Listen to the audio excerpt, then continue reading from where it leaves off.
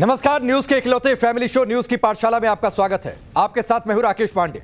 सबसे पहले आपको बता दूं कि आज पाठशाला में क्या क्या है और कौन कौन सी क्लास आज लगने वाली है। सबसे पहले बात होगी देश में मचे नए सियासी हंगामे की।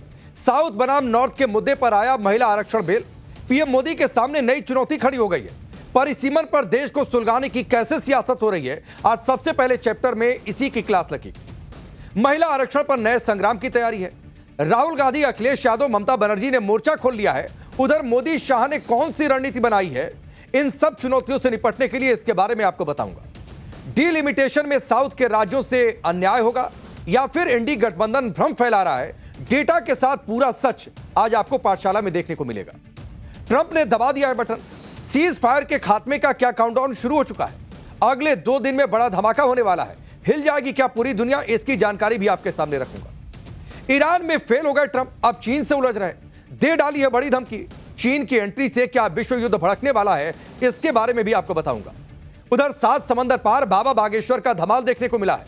युद्ध में फंसी दुनिया को कैसे सनातन से शांति का मार्ग बाबा ने दिखाया, इसके बारे में भी बताऊंगा। बाबा बागेश्वर ने दिखाई है सनातन की ताकत। ऑस्ट्रेलिया के ओपेरा हाउस की वो तस्वीरें जो हैरान कर देंगी, उन तस्वीरों को आपके सामने रखूंगा। 180 लड़कियां, 350 अश्लील वीडियो, अमरावती के घिनौने कांड में अयान के साथ कितने किरदार हैं, इसका खुलासा भी आज आपके सामने होगा। हिजाब, नमाज, गौमांस, यौन उत्पीड़न, अब नासिक टीसीएस धर्मांतरण केस का मलेशिया से क्या लिंक निकल आया, उस लिंक के बारे में जानकारी दूंगा। और आखिर में आज सोचा है कभी मैं आपको बताऊंगा कि कोलकाता पुलिस सफेद यूनिफॉर्म ही क्यों पहनती है, खाकी क्यों नहीं पहनती।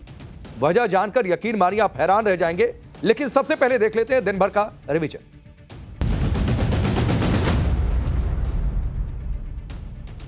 कांग्रेस नेता पवन खेड़ा पर गिरफ्तारी की तलवार लटक रही है। सुप्रीम कोर्ट ने तेलंगाना हाईकोर्ट के अंतरिम जमानत देने वाले फैसले पर रोक लगा दी है।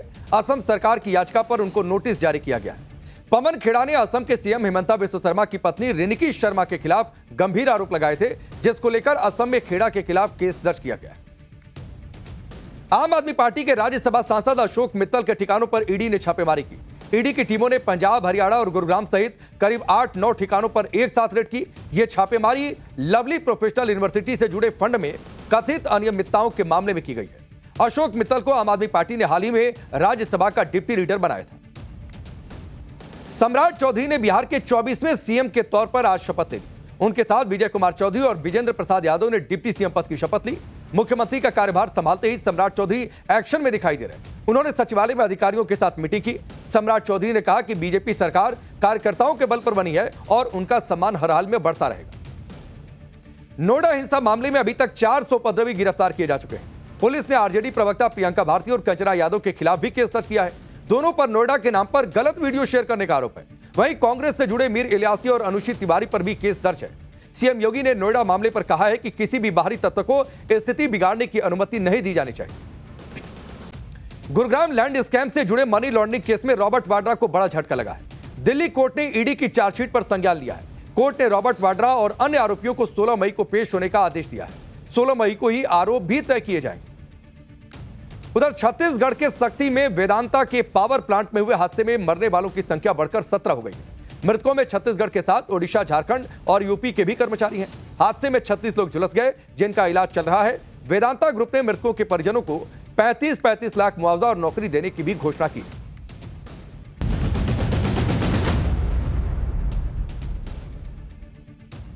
और चलिए दिन भर की रिवीजन के बाद पाठशाला की पहली क्लास की बारी है, पहले चैप्टर की बारी है। साउथ बनाम नॉर्थ के मुद्दे पर महिला आरक्षण बिल आया है। पीएम मोदी के सामने नई चुनौती खड़ी हो गई है। परिसीमन पर देश को सुलगाने की सियासत हो रही है। महिला आरक्षण पर नए संग्राम की तैयारी। राहुल गांधी, अखिलेश यादव और ममता बनर्जी ने मोर्चा खोल लिया। उधर मोदी, शाह ने कौन सी रणनीति बना ली है इससे निपटने की। डीलिमिटेशन में साउथ के राज्यों से अन्याय होगा या फिर भ्रम फैलाया जा रहा है इंडी गठबंधन के द्वारा। डेटा के साथ पूरा सच आज आपको पाठशाला में दिखाएंगे।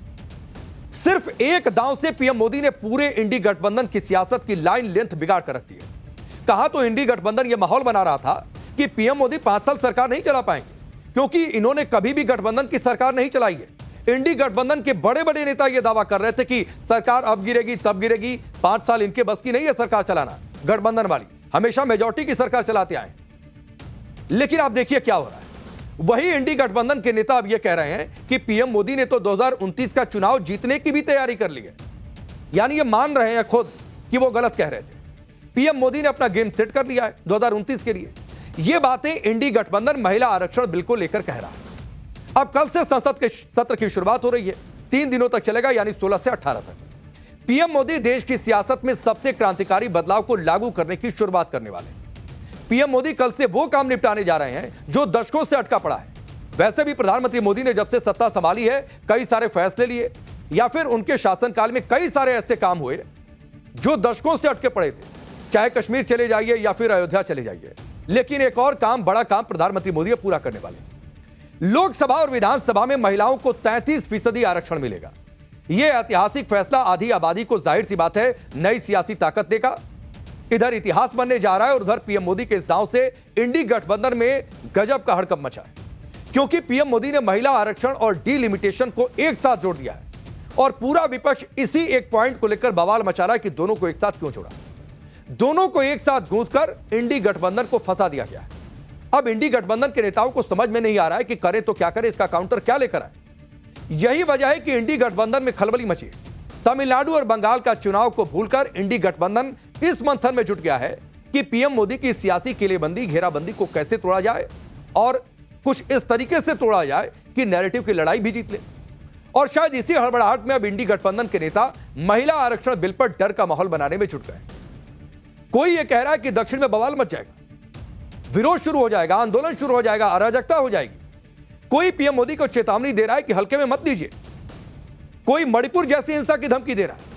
यानी डिलिमिटेशन पर देश को सुलगाने वाली सियासत शुरू हो गई और यही सियासत प्रधानमंत्री मोदी के सामने बड़ा चैलेंज है आज की डेट में। आज पाठशाला में आपको बताऊंगा कि कैसे महिला आरक्षण बिल पर साउथ बनाम नॉर्थ हो रहा है। क्या सच में परिसीमन में साउथ की सीटें घट जाने वाली हैं या फिर सिर्फ भ्रम फैलाया जा रहा है। आपको यह भी बताऊंगा कि राहुल गांधी ने महिला आरक्षण को लेकर कौन सा नया मोर्चा खोल दिया है। सब लोग परिसीमन की बात कर रहे हैं, राहुल गांधी कास्ट सेंसस की बात क्यों कर रहे हैं। यह भी बताऊंगा कि इंडी गठबंधन की राजनीति की काट के लिए संसद में प्रधानमंत्री मोदी की क्या तैयारी है। लेकिन पहले जो आर पार की सियासत हो रही है उसकी एक झलक आप देखिए।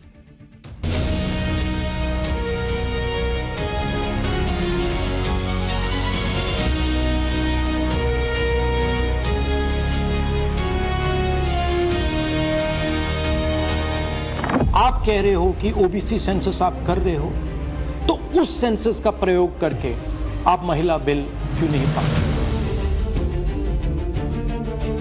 नरेंद्र मोदी, आरएसएस और बीजेपी घबरा गए हैं क्योंकि कास्ट सेंसस का डेटा आना शुरू हो गया है और उनको मालूम पड़ रहा है कि पिछड़ों की देश में सचमुच कितनी आबादी है। ये परिसीमन बड़ा खतरनाक है। ये बिल्कुल साफ हो गया है कि डिलिमिटेशन कमीशन बीजेपी के हाथ में एक हथियार है। And the southern states, some people tried to mislead in the past by saying that the southern states will lose out due to their successful family planning. अरे हमें तो अभी तक नहीं पता है कि आपने कि डिलिमिटेशन का आधार क्या होगा। तो महिला आरक्षण का है और आप देश का पॉलिटिकल मैप बदलने जा रहे हो। तो ट्रेलर देखकर आपको समझ में आ गया होगा कि देश की सियासत में हंगामा किस कदर मचा है।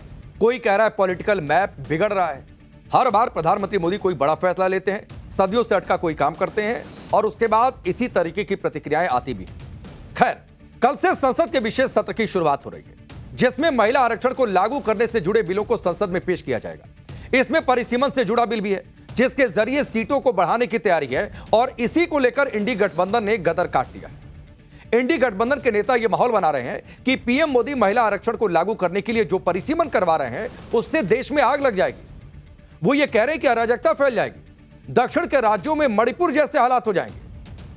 आप सुनिए शिवसेना यूबीटी के नेता संजय राउत क्या माहौल बना रहे हैं। तो महिला आरक्षण का है और आप देश का पॉलिटिकल मैप बदलने जा रहे हो, लेकिन इस चक्कर में देश का मैप बदल जाएगा।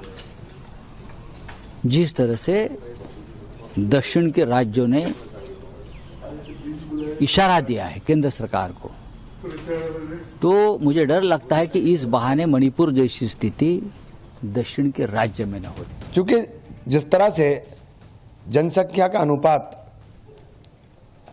के अंदर नॉर्थ इंडिया में और साउथ इंडिया में फ़र्क आया, वहाँ जनसंख्या नियंत्रण पर काम हुआ, वो अगर आधार होगा और सरकार तय करेगी कि कौन सा वो तय करना है, तो एक अविश्वास के भाव बढ़ेगा। और मुझे लगता है साउथ के अंदर इसको लेकर के आंदोलन हो जाएगा और देश में अविश्वास की भावना जगे, ये अच्छी बात नहीं है। आप सोचिए, शिवसेना यूबीटी का खुद का पॉलिटिकल मैप महाराष्ट्र की सियासत में बिगड़ा हुआ है, कांग्रेस सिकुड़ती जा रही है, उनका पॉलिटिकल मैप बिगड़ा हुआ है और वो साउथ के नेताओं के बयान के आधार पर कह रहे हैं कि देश का पॉलिटिकल मैप बिगड़ेगा। अभी तो संसद में बिल भी नहीं पेश हुआ है। परिसीमन आयोग जनसंख्या का कौन सा डेटा इस्तेमाल करेगा, राज्यों में सीटें किस आधार पर बढ़ेंगी, ये सब अभी क्लियर नहीं है। लेकिन इंडी गठबंधन के नेता पहले से ही माहौल बना रहे हैं कि ये तो बहुत खतरनाक है, इससे तो बवाल मच जाएगा, देश में आग लग जाएगी, अराजकता फैल जाएगी। पहले से ही माहौल सेट कर दिया गया है क्योंकि तमिलनाडु में चुनाव है तो वहां यह मुद्दा ज्यादा गरमाया है। परिसीमन के मुद्दे पर तमिलनाडु के सीएम एमके स्टालिन ने केंद्र सरकार को चेतावनी दे दी। इसका जिक्र हमने कल भी किया था। सोशल मीडिया पर एक पोस्ट में सीएम स्टालिन ने क्या लिखा है वो आप देखिए जरा। क्या तमिलनाडु के भारत के विकास में योगदान देने की सजा मिल रही है? क्या तमिलनाडु और दक्षिणी राज्यों से इसी तरह का बदला लिया जा रहा है? परिसीमन संशोधन तमिलनाडु और दक्षिण राज्यों के साथ अन्याय है। अगर केंद्र सरकार परिसीमन का फैसला वापस नहीं लेती है तो नतीजे भुगतने पड़ेंगे। केंद्र सरकार को इसकी बहुत भारी कीमत चुकानी पड़ेगी। पूरे तमिलनाडु में कल काले झंडे लहराए जाएंगे। तो आप सोचिए कि ये बताने, अपनी बात रखने की या फिर विरोध की भाषा है या फिर ये धमकी की भाषा है या फिर ये मान लें कि साहब राज्य में चुनाव है तो बोलेंगे मंच से। सीएम स्टालिन साफ साफ कह रहे हैं कि बहुत बड़ा प्रदर्शन होगा और पूरी ताकत से इसका विरोध किया जाएगा। अगर साउथ के सियासी ताकत को कम किया गया तो 1950 और 1960 के दशक में भड़की हिंसा के रिपीट टेलीकास्ट देखने को मिलेंगे, ये तक धमकी दी जा रही। कांग्रेस नेता और पूर्व सीएम अशोक गहलोत ऐसे ही माहौल बना रहे हैं कि अगर यह हुआ तो स्थिति बहुत बिगड़ जाएगी। अशोक गहलोत चेता भी रहे हैं कि पीएम मोदी को इसे हल्के में नहीं लेना चाहिए। वो ये कह रहे हैं कि बयान नेता दे रहे हैं तो सिर्फ उसको बयान की तरफ मत लीजिए, गंभीरता से लीजिए। यानी आप समझ लीजिए कि महिला आरक्षण बिल पर डराने धमकाने की राजनीति शुरू हो गई है। साउथ बनाम नॉर्थ के एजेंडे को हवा दी जा रही है, जबकि भाषा और बाकी फैक्टर्स को लेकर पहले ही साउथ और नॉर्थ का मुद्दा गरमाया रहता है। कई बार इसको लेकर तनाव बढ़ जाता है और अब एक और नया मोर्चा खोला गया और कहा जा रहा है कि डीलिमिटेशन इस तरीके से आप करेंगे, बावजूद इसके कि फॉर्मूला नहीं बताया सरकार ने, माहौल गर्मा जाएगा। अगर इंडी गठबंधन इसी तरह की राजनीति करेगा तो पीएम मोदी के सामने एक नया चैलेंज आ जाएगा। क्योंकि आप देखिए कि विपक्ष की ओर से तो ऐसी ऐसी भाषा का इस्तेमाल हो रहा है मानो क्या ही कर देंगे, क्या ही बवाल मचेगा। जैसे आप सीपीआई-एम के नेता को ले लीजिए, सांसद हैं जॉन बिटास, उन्होंने तो इसे देश के लिए डेथ वारंट कह दिया, डेथ वारंट शब्द का इस्तेमाल कर रहे हैं। सोशल मीडिया पोस्ट में सीपीआई-एम सांसद ने क्या कहा वो मैं आपके सामने रखता हूं। महिला आरक्षण के नाम पर जो बिल लाया जा रहा है वो फेडरल इंडिया के लिए डेथ वारंट है। इसी तरह सीपीआई-एम के महासचिव दीपांकर भट्टाचार्य हैं, वो ये कह रहे हैं कि अभी यूनियन टेरिटरीज में 19 सांसद हैं जिनकी संख्या करीब डबल कर दी जाएगी। तो क्या यह संकेत है कि बिहार और बंगाल को बांटकर कुछ नई यूनियन टेरिटरीज बनेंगी? वो ये सवाल पूछ रहे हैं। इस तरह की राजनीति विपक्ष इस मुद्दे पर कर रहा है, जबकि बिहार और बंगाल को बांटने की बात कहीं से नहीं है। कहीं से यह नहीं है कि किसी राज्य की भौगोलिक सीमा बदल दी जाएगी। तो फिर यह बांटने वाली बातचीत कहां से आ रही? और सीपीआई-एम के नेता देश की सियासत में ही कितना उनका अस्तित्व बचा है वो खुद अपने गिरबान में झांके। इधर साउथ के कुछ राज्यों में महिला आरक्षण और उससे जुड़े परिसीमन पर बवाल हो रहा है, इधर नॉर्थ में राज्यों में भी अलग तरीके की राजनीति चल रही है। और इस राजनीति का मोर्चा राहुल गांधी, अखिलेश यादव, तेजस्वी यादव और मायावती ने संभाल लिया है। महिला आरक्षण के अंदर ओबीसी महिलाओं को आरक्षण देने की मांग पर तगड़ी सियासत हो रही है। कांग्रेस कह रही है कि अगर ओबीसी वर्ग की महिलाओं के आरक्षण की बात नहीं हुई तो सत्याग्रह के माध्यम से एक बड़ा आंदोलन करेंगे। कांग्रेस का आरोप है कि सरकार का असली छिपा हुआ एजेंडा यह है कि जातिगत जनगणना न करवाई जाए और ओबीसी की महिलाओं को आरक्षण से वंचित रखा जाए, उन्हें दूर रखा जाए इस आरक्षण से। आज नेता विपक्ष राहुल गांधी भी इस विवाद में कूद गए और यह मांग रखी कि पहले जाति जनगणना करवाई जाए, उसके बाद जनसंख्या के हिसाब से महिला आरक्षण के अंदर ही पिछड़े वर्ग को भी आरक्षण दे दिया जाए। सुनिए आप राहुल गांधी क्या कह रहे हैं। प्रधानमंत्री नहीं चाहते कि कास्ट सेंसस, नए सेंसस, ओबीसी सेंसस के बेसिस पे यह निर्णय लिया जाए। वो चाहते हैं कि 2011 का सेंसस यूज किया जाए जहां पे पिछड़े वर्ग का नंबर है ही नहीं। वो आपकी जो भागीदारी है उसको आपसे छीनना चाहते हैं। हमारा कहना है नया सेंसस चालू हो गया है, आप कह रहे हो कि ओबीसी सेंसस आप कर रहे हो, तो उस सेंसस का प्रयोग करके नरेंद्र मोदी, आरएसएस और बीजेपी घबरा गए हैं, क्योंकि कास्ट सेंसस का डेटा आना शुरू हो गया है और उनको मालूम पड़ रहा है कि पिछड़ों की देश में सचमुच कितनी आबादी है। वो नहीं चाहते कि आपको अपनी सच्ची आबादी के बेसिस पर भागीदारी मिले। ये सिर्फ पिछड़े वर्ग के खिलाफ नहीं है, ये एंटी नेशनल एक्टिविटी की जा रही है, क्योंकि पिछड़ा वर्ग 50% है। सच्चाई ये है कि अगर जो मोदी जी चाहते हैं हो जाए, तो जो छोटे स्टेट्स हैं, साउथ के स्टेट्स हैं और नॉर्थ ईस्ट के स्टेट्स हैं, उनका रिप्रेजेंटेशन कम हो जाए, उनको भयंकर नुकसान होने वाला है। और मैं इसको एंटी नेशनल एक्टिविटी मानता हूं। हमारा जो स्टैंड है वो बिल्कुल क्लियर है। अगर आपको करना है तो ओबीसी सेंसस का जो डेटा है उसके बेसिस पे कीजिए, 2026 के सेंसस के बेसिस पे कीजिए, 2011 के सेंसस के बेसिस पे मत कीजिए, क्योंकि उसमें ओबीसी का, पिछड़े वर्ग का कोई डेटा नहीं है। और अगर आप सचमुच में विमेंस बिल इंप्लीमेंट करना चाहते हो तो आपके पास विमेंस बिल पड़ा हुआ है, उसको आप इंप्लीमेंट कीजिए, हम आपको पूरा समर्थन देंगे। तो राहुल गांधी ने एक मोर्चा खोला और कहा कि नई जनगणना आने दीजिए और उसके आधार पर करिए, पिछड़े वर्ग की बात उन्होंने की। सियासी घमासान यही नहीं थम रहा। अखिलेश यादव ने इसे पिछड़ों के हक पर डाका और जाति जनगणना को पटरी से उतारने की साजिश करार दी। अखिलेश यादव ने सोशल मीडिया पोस्ट में क्या लिखा वो आपके सामने रखता। भाजपाई और उनके संगी साथी देश की सबसे बड़ी आबादी के वर्ग मतलब पिछड़े वर्ग की महिलाओं के बारे में चुप्पी साध कर बैठे। ये संशोधन के नाम पर जो जल्दबाजी दिखा रहे हैं, दरअसल उसके पीछे भाजपाइयों की मंशा यह है कि जनगणना ही ना करनी पड़े, क्योंकि अगर जनगणना हुई तो जातिवार आंकड़े भी देने पड़ेंगे और जातिवार आरक्षण भी देना पड़ेगा।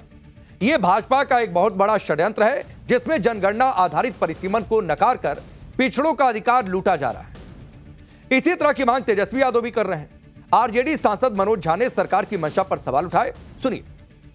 अरे हमें तो अभी तक नहीं पता कि आपने की डिलिमिटेशन का आधार क्या होगा, कौन से अध्ययन के बाद आपने ये तय किया।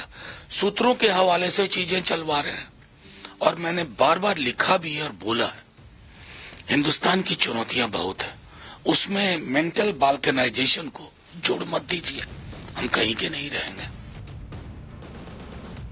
तो सियासत हो रही है, बयान दिए जा रहे हैं, धमकी वाली बातचीत भी कही जा रही है, लेकिन इन सबके बीच, राजनीति के बीच असली गेम कल होगा संसद में, जहां महिला आरक्षण को लागू करने के लिए परिसीमन समेत 3 बिल पेश किए जाने। संसद में विपक्ष की क्या रणनीति होगी, क्या स्टैंड होगा, इसे लेकर आज दिल्ली में मल्लिकार्जुन खड़गे के आवास पर विपक्षी दलों की एक बैठक हुई। इसकी तस्वीर आपके सामने। और इस बैठक में यह तय हुआ कि विपक्ष महिला आरक्षण के समर्थन में है, लेकिन परिसीमन का विरोध करेगा। विपक्ष की मांग है कि महिला आरक्षण को जस का तस लागू कर दिया जाए, इसे अस्पष्ट सेंसस और फ्यूचर डिलिमिटेशन प्रोसेस से न जोड़ा जाए। आप सुनिए कांग्रेस नेता जयराम रमेश ने क्या कुछ कहा। ये परिसीमन बड़ा खतरनाक है, जो बार बार सरकार की ओर से कहा जा रहा है।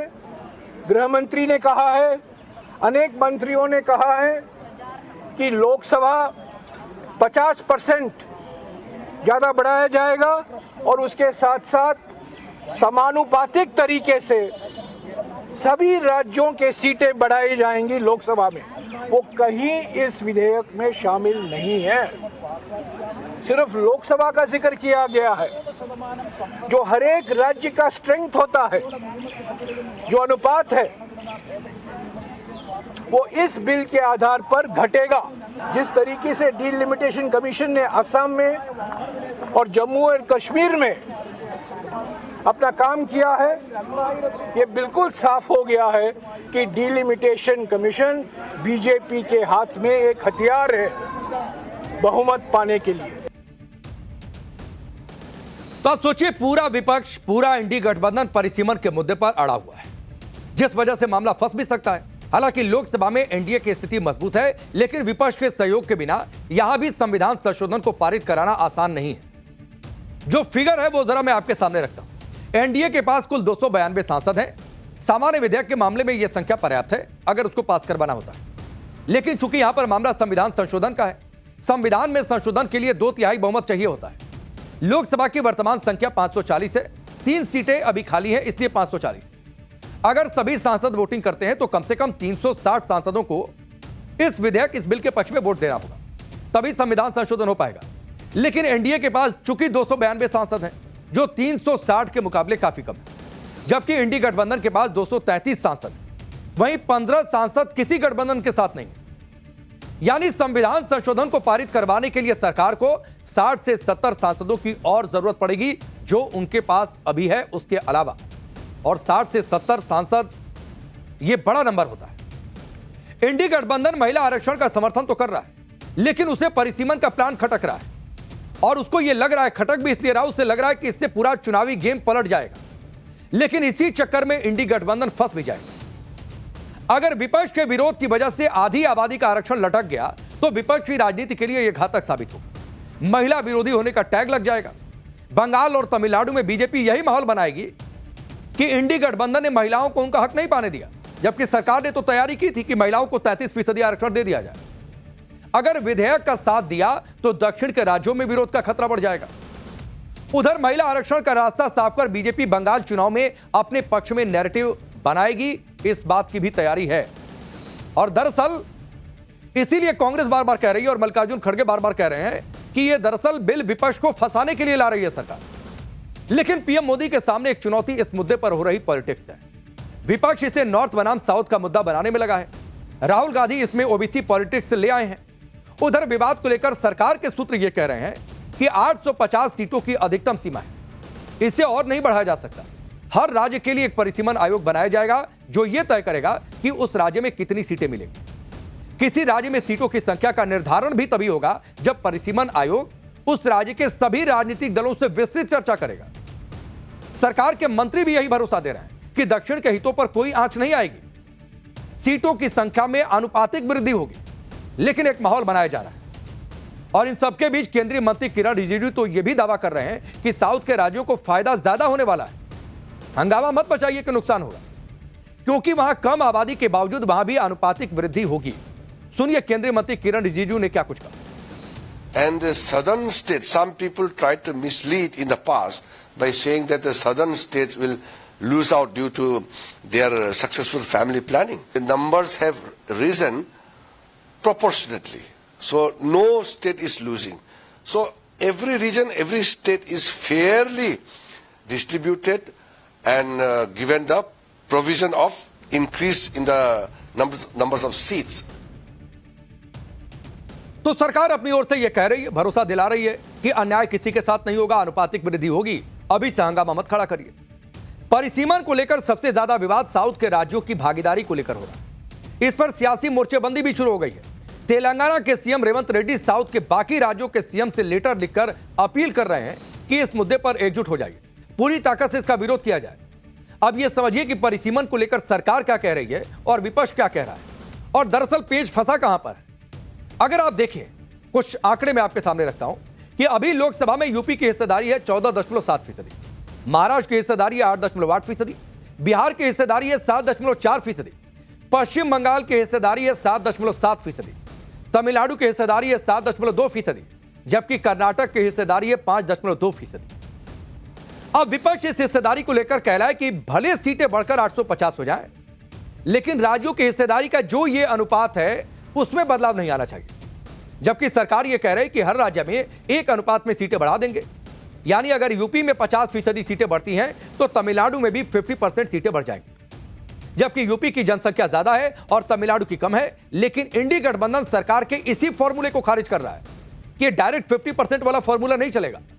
और पेच भी यहीं आकर फंसा है और इसी को लेकर विरोध हो रहा है, और इसी को लेकर कहा जा रहा है कि चूंकि इधर जनसंख्या ज्यादा है तो ज्यादा ताकत होगी, ज्यादा सीटें होंगी, और केंद्र में राजनीतिक असंतुलन बढ़ेगा साउथ और नॉर्थ के बीच में। डीलिमिटेशन को लेकर विपक्ष ने ऐसी हायतोबा मचाई है जैसा इससे पहले कभी डीलिमिटेशन हुआ ही नहीं, कभी देश में परिसीमन हुआ ही नहीं, पहली बार हो रहा है। देश में फिर से चुनावी सीमाओं की लकीर खींचने की जरूरत क्यों पड़ गई है, यह आपको आगे बताऊंगा।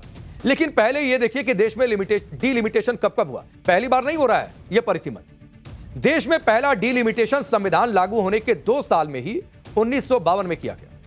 उस वक्त 1951 की जनगणना के आधार पर लोकसभा के लिए 494 सीटें आवंटित की गई। इसके बाद साल 1963 आया, और उस साल में भी दूसरी बार डिलिमिटेशन किया गया।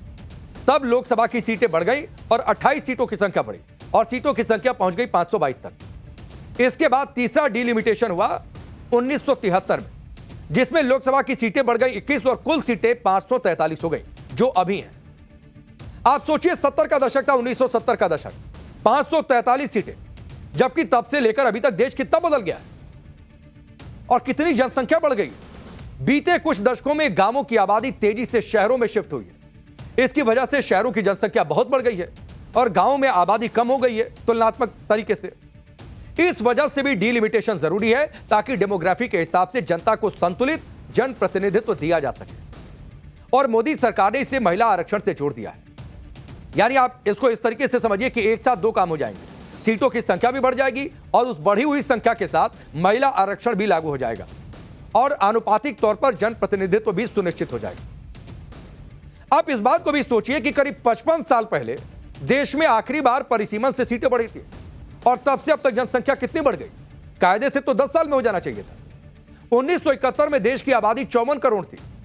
2011 की जनगणना को अगर देखें तो देश की आबादी 102 करोड़ के पार चली गई, जो 2011 का आंकड़ा है। यानी 40 साल में ही देश की आबादी करीब दोगुनी हो गई, लेकिन लोकसभा की सीटों में इजाफा नहीं हुआ। अब 2026 में देश की आबादी 140 करोड़ के पार जा चुकी है और आबादी जाहिर सी बात है 1971 के मुकाबले 2.5 गुना बढ़ चुकी है। यानी देश की आबादी 2.5 गुना बढ़ने के बाद भी संसद में जनता का प्रतिनिधित्व वही है जो 1970 के दशक में हुआ करता था। वही 543 सीटों पर बैठे लोग प्रतिनिधित्व कर रहे हैं, जबकि संख्या 2.5 गुना बढ़ गई। जनसंख्या, जिनकी संख्या 54 करोड़ की आबादी के हिसाब से तय की गई थी, उतने ही जनप्रतिनिधि आज की डेट में है। इसीलिए सरकार कह रही है कि अब देश में नए सिरे से परिसीमन का वक्त आ चुका है, ताकि आबादी के हिसाब से चुनावी सरहदों का दायरा फिर से तय किया जा सके। डिलिमिटेशन की पूरी प्रक्रिया संवैधानिक तरीके से पूरी की जाएगी।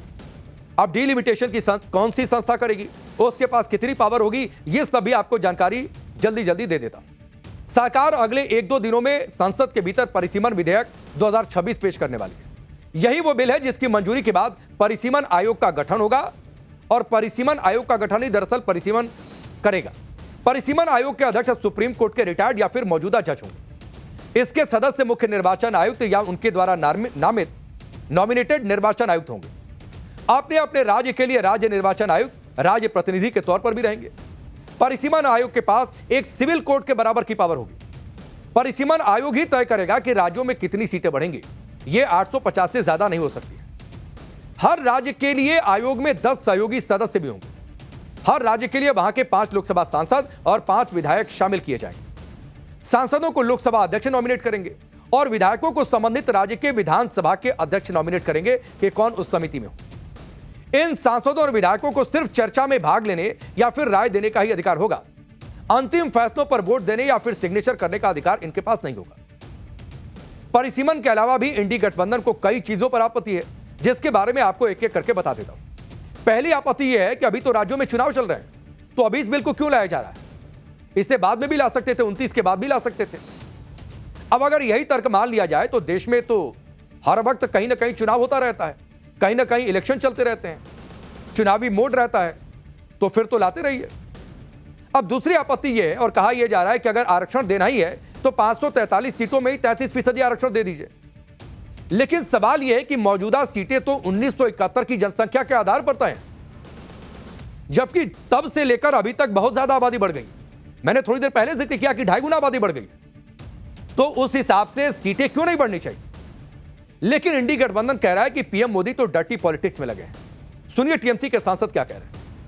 2026 में कंसेंसस होना था, कंसेंसस होने के बाद डिलिमिटेशन होना था और वुमेन बिल तो पहले ही पास कर दिया गया है 2023 में, सर्वसम्मति से किया गया है। और इस समय जब चुनाव चल रहे हैं, 40 तमिलनाडु के और 42 बंगाल के एमपी इलेक्शन में हैं, यानी कि आप ये समझें कि 82 MPs out of 543 MPs busy.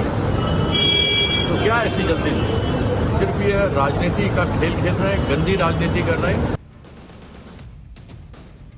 तो पूरा विपक्ष फायर मोड में है और एक संग्राम, एक संघर्ष आपको संसद में भी देखने को मिलेगा। और धमकी तो यह दी जा रही है कि यह संघर्ष संसद से सड़क तक देखने को मिलेगा और कई जगहों पर काले झंडे लहराने की तैयारी। खैर, संघर्ष एक दुनिया में भी चल रहा है, उस संघर्ष की भी बातचीत कर लेते हैं। यानी अब वक्त आ गया है पाठशाला में अगली क्लास का, अगले चैप्टर का। ईरान युद्ध को लेकर जो संघर्ष चल रहा है, ईरान युद्ध का सीज फायर ट्रंप नहीं बढ़ाएंगे। अगले 2 दिन में बड़ा काम होने वाला है कि दुनिया हिल जाएगी। ईरान में फेल हुए ट्रंप अब चीन से उलझ रहे हैं और बड़ी धमकी दे डाली है। चीन की एंट्री से क्या विश्व युद्ध भड़कने वाला है, इसकी चर्चा दुनिया में हो रही है। लेकिन इन सबके बीच ईरान युद्ध से निकलने के लिए ट्रंप बुरी तरह से छटपटा भी रहे हैं। ट्रंप ने सारे हथकंडे अपनाकर देख लिए, लेकिन कोई भी पैंतरा उनका ईरान पर काम नहीं कर रहा है। ईरान को बुरी तरह से तबाह करने के बाद भी ट्रंप धमकियां दे रहा है। ट्रंप की हालत ऐसी है कि वो अपनी जीत का डंका पीटने के लिए कुछ भी कर सकते हैं, कुछ भी बोल सकते हैं। ट्रंप ने ईरान को झुकाने के लिए हॉर्मुज पर ब्लॉकेड लगा दिया, लेकिन ईरान फिर भी झुकने को तैयार नहीं। ईरान कह रहा है युद्ध में नहीं झुके, इस ब्लॉकेड से क्या झुके। ईरान का कहना है कि वो अपनी शर्तों पर बात करेगा और बातचीत के लिए वो तैयार भी। ईरान युद्ध में फंसे ट्रंप अपनी हरकतों से नया कॉन्फ्लिक्ट जोन क्रिएट कर रहे हैं, और यह कॉन्फ्लिक्ट जोन है चीन से भिड़ने वाला।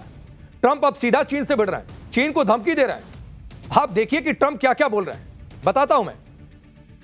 ट्रंप कह रहे हैं कि हम सीज फायर नहीं बढ़ाने वाले हैं, अगले 2 दिन बहुत ड्रामेटिक होंगे। चीन ने ईरान को हथियार दिए तो चीन बड़ी मुसीबत में फंस जाएगा, तो स्थिति बिगड़ती जाएगी। यानी ट्रंप ईरान के बहाने चीन पर टारगेट कर रहे हैं। अब गजब है, जो ट्रंप ईरान को नहीं झुका पाए वो चीन से भिड़ने की कोशिश कर रहे हैं और संकेत दे रहे हैं कि तुमको झुका देंगे। आप देखिए ट्रंप की धमकियों पर ईरान कैसे मजे ले रहा है। ट्रंप को गलत फहमी है कि ईरान की नेवी खत्म हो गई है, क्योंकि ट्रंप तो बार बार कह रहे हैं कि ईरान की नेवी हमने खत्म कर दी है। हॉर्मुज में ईरान की नेवी की पिक्चर अभी बाकी है, यह ईरान बार बार कह रहा है। यानी ट्रंप का हर दांव उल्टा पड़ रहा है। कभी धमकी देते हैं, कभी कहते हैं कि युद्ध बस खत्म होने वाला है। हॉर्मुज को ब्लॉक कर दिया है, लेकिन फिर भी जहाज निकले जा रहे हैं। तो सवाल लोग पूछ रहे हैं कि भाई कैसा ब्लॉकेड है कि चीन का भी जहाज निकल रहा है, ईरान का भी जहाज निकल रहा है। ईरान युद्ध से जुड़ा हर अपडेट फिलहाल क्या चल रहा है आपको जानकारी दूंगा कि कैसे ट्रंप की टेंशन बढ़ती जा रही है। जिनपिंग ने ट्रंप को चिट्ठी लिखकर क्या बता दिया है, और भारत के लिए ईरान ने क्या ऑफर कर दिया है। आपको यह भी बताऊंगा कि ट्रंप की चापलूसी में जो मुनीर लगा हुआ है वो ईरान पहुंच गया। यह तस्वीर देखिए, अचानक से ईरान पहुंचा। क्या मुनीर को ट्रंप ने अपना कोई सीक्रेट मैसेज देकर भेजा है कि यह युद्ध खत्म हो जाए किसी तरीके से? लेकिन पहले यह ट्रेलर देखिए, उसके बाद इसकी जानकारी।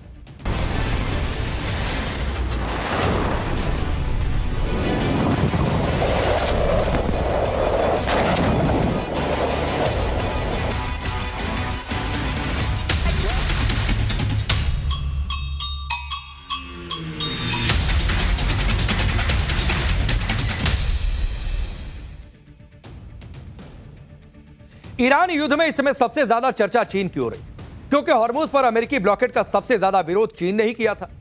चीन ने अमेरिका से डायरेक्ट कह दिया था कि हॉर्मुज चीन के लिए खुला है और अमेरिका चीन के मामले में टांग न अड़ाए, हमसे दूर रहो। अमेरिका के ब्लॉकेड के बाद भी हॉर्मुज से चीन के जहाज निकल रहे हैं। इससे जाहिर सी बात है ट्रंप बौखला गए हैं और चीन पर हमला करने का नया बहाना खोज लिया है।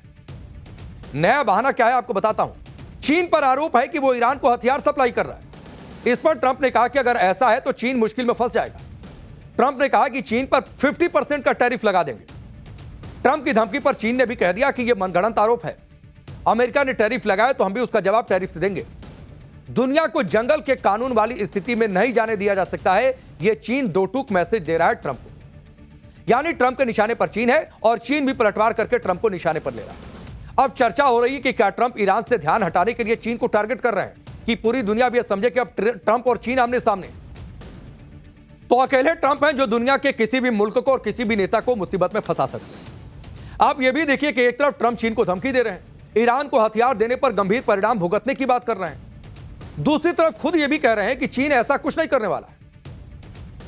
आप सोचिए, कह रहे हैं कि करने भी वाला है, नहीं भी करने वाला है। अब यह क्या बात हुई कि पहले आरोप लगाओ और फिर खुद मुकर जाओ कि नहीं ऐसा नहीं होने वाला है। ट्रंप ने एक इंटरव्यू में कहा कि शी जिनपिंग ऐसे व्यक्ति हैं जिन्हें तेल की जरूरत है, हमें तेल की जरूरत नहीं है। वो ये भी कह रहे हैं कि मैंने जिनपिंग को चिट्ठी लिखी है और चिट्ठी लिखकर कहा है कि ईरान को हथियार मत दीजिए। और ये भी कह रहे हैं कि जिनपिंग ने मुझे भी चिट्ठी लिखा उस चिट्ठी के जवाब में, और उस चिट्ठी में जिनपिंग ने कहा कि वो ऐसा नहीं कर रहे, मतलब हथियार नहीं दे रहे हैं। तो अब मन से चिट्ठी लिखी, चिट्ठी का जवाब भी आया, सवाल भी पूछा, जवाब भी मिल गया। अब यह हाल ट्रंप का है, जो चीन को धमका भी रहे हैं और बाद में खुद कह रहे हैं कि चीन वो नहीं कर रहा जिसका आरोप उस पर लगा है। तो आरोप लगाने वाले भी ट्रंप, आरोप से हटने वाले भी ट्रंप, चीन को क्लीन चिट देने वाले भी ट्रंप। अब खेल समझते रहिए। अब चीन के साथ जिस तरह से ट्रंप तनाव बढ़ा रहे हैं, चीन को धमका रहे हैं, क्या वो उनकी टैक्टिक्स है जिससे ईरान युद्ध से दुनिया का ध्यान हट जाए और ट्रंप आराम से ईरान के साथ डील कर सके? क्योंकि ट्रंप ने एक इंटरव्यू में कहा कि ईरान में चल रहा युद्ध बहुत जल्द खत्म होने वाला है। ट्रंप ने कहा कि ईरान युद्ध लगभग तुरंत खत्म हो सकता है, वो इसे बहुत करीब से खत्म होता देख भी रहे हैं। ट्रंप ने यह भी कहा कि अगर ईरान के खिलाफ युद्ध नहीं करते तो ईरान परमाणु हथियार बना चुका होता। अगर ईरान के पास परमाणु हथियार होता तो आप वहां सबको सर कह रहे होते, और आप ऐसा नहीं करना चाहते। ट्रंप ने यह भी कहा कि अगर हम अभी वहां से हट जाते हैं तो फिर से ईरान को खड़ा होने में अगले 20 साल लगेंगे। यानी ट्रंप कह रहे हैं हमने ईरान को 20 साल पीछे धकेल दिया है। ट्रंप एक तरफ युद्ध के जल्दी खत्म होने की बात कर रहे हैं, दूसरी तरफ मिडिल ईस्ट में सेना की तैनाती भी लगातार बढ़ा रहे हैं। वॉशिंगटन पोस्ट में एक रिपोर्ट छपी है। इस रिपोर्ट के मुताबिक अमेरिका मिडिल ईस्ट में हजारों अतिरिक्त सैनिक भेज रहा है। युद्धपोतों के साथ 6000 सैनिक और 4000 से ज्यादा मरीन्स वहां पर भेजे गए। मिडिल ईस्ट में तैनात कुल सैनिकों की संख्या 50,000 तक जा सकती है। मिडिल ईस्ट में सैनिकों की संख्या बढ़ाने का मकसद है हॉर्मुज का ब्लॉकेड जारी रखना। हालांकि अलग बात है कि इस ब्लॉकेड में जहाज निकल रहे हैं जिससे ईरान की अर्थव्यवस्था पर दबाव डाला जा सके। हालांकि इन सबका ईरान पर कोई असर पड़ता नहीं दिखाई दे रहा है। ट्रंप की धमकियों और सैनिकों की तैनाती पर ईरान भी मजे ले रहा है। ईरान ने अपनी नौसेना की ताकत दिखाने के लिए एक वीडियो शेयर किया है। वो तस्वीर भी आपकी स्क्रीन पर रख रहा हूं, जिसमें ईरान की फास्ट अटैक बोट तेजी से हमला करते हुए दिखाई दे रही है। ईरान ने कहा है कि फारस की खाड़ी में फास्ट मिसाइल बोट तैयार है, आप आइए, इंतजार कर रहे हैं। ट्रंप का दावा हास्यास्पद है कि ईरान की नौसेना खत्म हो गई है, देखिए हमारी ताकत। उन्हें पता चलेगा कि कैसे एक झुंड आपको काबू में कर सकता है। ईरान यह भी कह रहा है कि अभी तो सिर्फ ट्रेलर है, असली पिक्चर अभी बाकी है। ईरान ने कहा कि अमेरिका का सबसे बड़ा हथियार उसका डर है, लेकिन ईरान के लोग अमेरिका से नहीं डरते। इसीलिए ईरान के खिलाफ अमेरिका सफल नहीं हो पा रहा और हम डरने वाले भी नहीं और अमेरिका कभी सफल होगा भी नहीं। अमेरिका ने हॉर्मुज में ब्लॉकेड के जरिए ईरान पर दबाव बनाने की कोशिश की है, तो वहीं ईरान ने अमेरिकी ब्लॉकेड के विरोध में नई धमकी दे दी है। ईरान ने कहा है कि अगर अमेरिका का ब्लॉकेड जारी रहा तो ईरान लाल सागर, ओमान सागर और खाड़ी में ट्रेड रूट को ब्लॉक कर देगा। कौरो ब्लॉकेड, इस ब्लॉकेड का जवाब ही ब्लॉकेड से देंगे। ईरान की सेना फारस की खाड़ी, लाल सागर और ओमान सागर में कोई व्यापार नहीं होने देगी, यह ईरान ने दो टूक मैसेज दे दिया। अब सोचिए कि अगर ईरान ने ऐसा कर दिया तो इससे किसका नुकसान होगा? खाड़ी देशों का नुकसान होगा। तेल के अलावा दूसरे सारे इंपोर्ट एक्सपोर्ट को पूरी तरीके से रोक दिया जाएगा। यानी ब्लॉकेड के जवाब में ब्लॉकेड वाला गेम चल रहा है। हॉर्मुज को लेकर जो तनातनी चल रही है उसमें भारत के लिए भी एक अच्छी खबर। अब वो अच्छी खबर भी आप जानिए। हॉर्मुज पार करके भारत का एक टैंकर गुजरात पहुंचा है। इस टैंकर का नाम है Jag Vikram ship. 20,000 metric ton LPG लेकर गुजरात के कांडला पोर्ट पर यह जहाज पहुंचा, उसकी तस्वीर आप देख लीजिए। इतना ही नहीं, ईरान ने भारत के जहाजों को लेकर बड़ी बात भी कह दी है। भारत में ईरान के राजदूत हैं फताली, उन्होंने क्या कहा है उसे भी देखिए। भारत के जहाजों से ईरान टोल नहीं ले रहा है। कितना हंगामा मचा था कि टोल टोल, यहां पर भी कहा जा रहा था कि देखो ईरान से संबंध टोल ले रहा है, लेकिन ईरान ने कहा कि भारत से अलग संबंध है, टोल नहीं ले रहा है। भारतीय जहाजों को ईरान सुरक्षित रास्ता दे रहा है। ईरान ने यह भी कहा कि भारत के साथ हमारे संबंध बहुत अच्छे हैं, ईरान और भारत के हित एक दूसरे से जुड़े हुए। ईरान के राजदूत का यह बयान बहुत महत्वपूर्ण है और खासतौर पर मौजूदा दौर में जो दुनिया में और खुद देश की सियासत में जो चल रहा है उसके मद्देनजर भी। ग्लोबल कॉन्फ्लिक्ट के बाद भी भारत के जहाज धीरे धीरे सही हॉर्मुज पर पार करके भारत पहुंच रहे हैं बिना टोल दिए। फिलहाल फारस की खाड़ी में भारत के झंडे वाले करीब 15 जहाज फंसे हैं और इनको निकालने की लगातार कोशिश की जा रही है और बहुत जल्द वो निकल भी जाएंगे। यानी ट्रंप के सारे दांव पेच पूरे दुनिया भर में फेल हो रहा है और अब ट्रंप फिर से नेगोशिएशन की बात कर रहा है। ट्रंप ने फॉक्स न्यूज को इंटरव्यू दिया और उसमें क्या कहा आपको बता देता हूं। ट्रंप ने कहा कि हम सीज फायर का समय बढ़ाने पर विचार नहीं कर रहे हैं। अगले 2 दिन बहुत ही कमाल के घटनाक्रम होने वाले हैं। ईरान के साथ स्थायी समझौता एक बेहतर विकल्प है। बातचीत के जरिए ही स्थायी शांति संभव है, तो पहले ही बातचीत कर लेते। ईरान तो कह रहा था कि हम बातचीत कर रहे हैं। यानी एक लाइन में आप समझिए कि ट्रंप के सुर कब बदल जाए कोई नहीं जानता है। वो कभी धमकी देते हैं, धमकी देते देते अचानक बातचीत पर जोर देने लगते हैं। अगले 2 दिन में ईरान और अमेरिका के बीच बातचीत हो सकती है।